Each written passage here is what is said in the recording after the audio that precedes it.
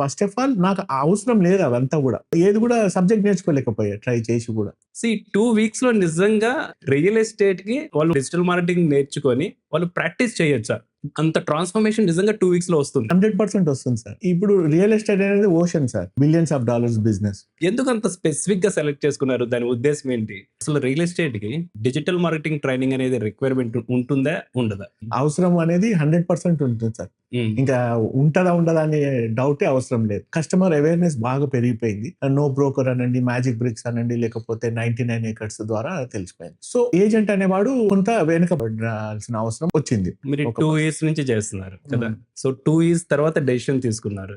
Commerce background నాది. నాకు ఎక్కువ ఎక్స్పోజర్ లేదు వీటితోటి. ఇన్స్టాగ్రామ్ గానీ, ఫేస్బుక్ గానీ ఇంట్రెస్ట్ లేదు నాకు. ఒక జాబ్ పర్స్పెక్టివ్ లో, ఫ్రీలాన్స్ పర్స్పెక్టివ్ లో సబ్జెక్ట్ ని చాలా ఇన్ డెప్త్ చెప్తున్నారు. మనము ప్రతి ఏరియాలో కూడా మనం చేయాలి అంటే అది జరిగే పని కాదు. ఏజెంట్ అంటేనే 95% ఫెయిల్ అవుతారు సార్. ఫెయిల్యూర్ రీజన్స్ ఏంటి సార్? కొంతమంది అస్సలు మార్కెటింగ్ బిలీవ్ చేయరు. అది చాలా తప్పు ఉంది.